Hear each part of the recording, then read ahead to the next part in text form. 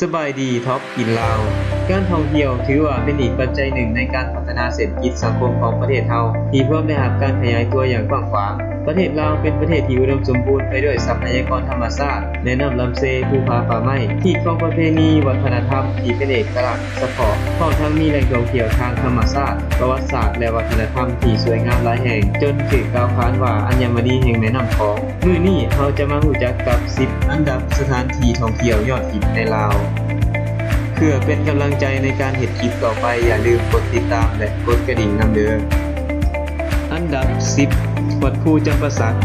วัดภูจำปาสักเป็นโบราณสถานที่เก่าแก่แห่งหนึ่งของประเทศลาวที่สร้างขึ้นในศตวรรษที่12ในสมัยพระเจ้าไซวรมันเป็นปราสาทที่ตั้งอยู่เนินภูมีความสวยงามน่าหลงใหลและอัศจรรย์ในศิลปะฝีมือการก่อสร้างของคนในสมัยก่อนปัจจุบันวัดภูเป็นแหล่งท่องเที่ยวที่มีชื่อเสียงอีกแห่งหนึ่งของแขวงจำปาสักและได้ขึ้นทะเบียนเป็นมรดกโลกแห่งที่2ของสปป.ลาวจากองค์การยูเนสโกในปี 2001 วัดภูจะมีการจัดงานเฉลิมฉลองในวันเพ็ญเดือน 3 ของทุกๆปี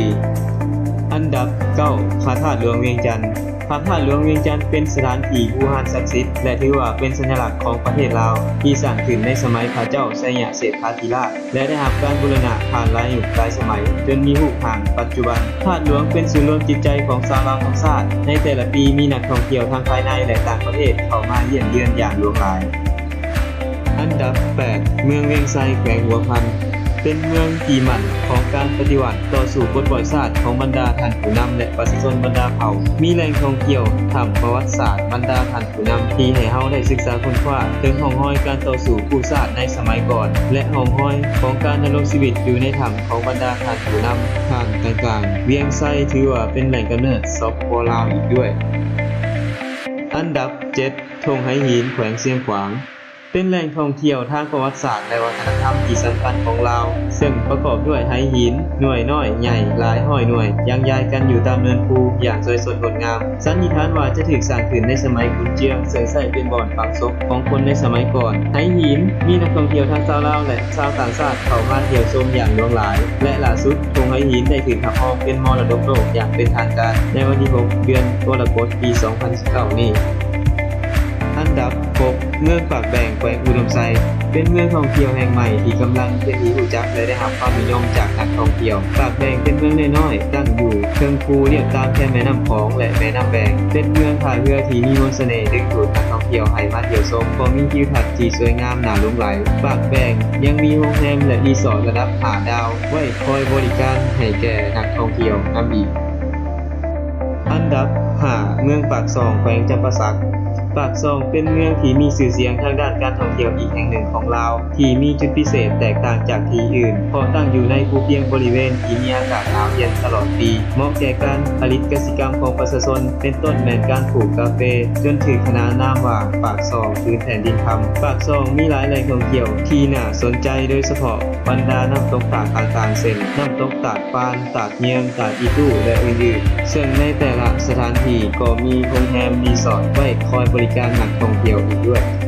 อันดับ 4 เมืองโขงแขวงจำปาสักเป็นเมืองที่ตั้งอยู่ใต้สุดของประเทศลาวเป็นที่ตั้งของมหานาที 4,000 ดอนเพราะมีเกาะดอนหลายกว่า 4,000 เกาะเป็นที่ดึงดูดจิตใจให้นักท่องเที่ยวเข้ามาเที่ยวชมสถานที่แห่งนี้เป็นจำนวนหลวงหลายในแต่ละปีย้อนมีวิถีการดำรงชีวิตที่น่าสนใจของประชาชนโดยเฉพาะแม่นการหาปลาตามลำแม่น้ำของสถานที่แห่งนี้ยังเป็นบ่อนอาศัยของปลาคาหรือโลมาน้ำจืดซึ่งเป็นสัตว์หวงห้ามและใกล้จะสูญพันธุ์ซึ่งจะปรากฏให้นักท่องเที่ยวได้เห็นเป็นบางระยะและยังมีน้ำตกตาดคอนทะเพงซึ่งเป็นน้ำตกตาดที่ใหญ่ที่สุดในอาเซียนอีกด้วย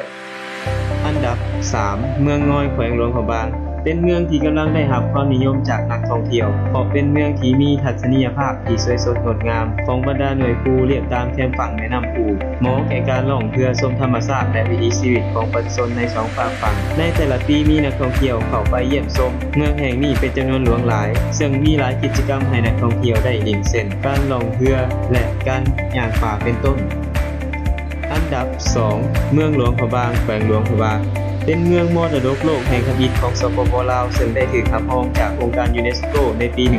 1995 ซึ่งเป็นเมืองเก่าแก่ที่มีสถาปัตยกรรมบ้านเรือนแบบล้านซากที่ยังคงรักษาไว้ให้นักท่องเที่ยวได้สัมผัสกับกลิ่นอายของความเป็นลาวในอดีตหลวงพระบางมีหลายสถานที่น่าสนใจให้นักท่องเที่ยวได้เที่ยวชมเช่นวัดเชียงทองวัดวิสุทธิราชหอพระบางพระราชวังเก่าพระธาตุจอมศรีน้ำตกตาดกวางซีถ้ำติ่งและอื่นๆพร้อมนั้นหลวงพระบางยังมีอาหารที่เป็นเอกลักษณ์ประจำท้องถิ่นเช่นเอาะหลามไข่แผ่นใส่อั่วข้าวซอยและอื่นๆไว้ให้นักท่องเที่ยวได้ลองชิมรสชาติอันดับ 1 เมืองวังเวียงแขวงเวียงจันทน์เป็นเมืองท่องเที่ยวยอดฮิตอันดับหนึ่งของประเทศลาวที่มีนักท่องเที่ยวให้ความสนใจหลายที่สุดเพราะเป็นเมืองที่มีทิวทัศน์สวยงามจนได้ฉายานามว่ากุ้ยหลินแห่งเมืองลาวเพราะมีภูผาหินปูนตั้งเรียงรายสลับซับซ้อนกันอย่างงดงามเทียบตามแคมฝั่งแม่น้ำซองวังเวียงมีหลายกิจกรรมเพื่อดึงดูดนักท่องเที่ยวเช่นการขี่โบลูนชมตัวเมืองการขี่เรือล่องแม่น้ำซองการขี่สลิงและอื่นๆพร้อมนั้นวังเวียงยังมีโรงแรมรีสอร์ทระดับ5 ดาวหลายแห่งไว้คอยบริการนักท่องเที่ยวอีกด้วย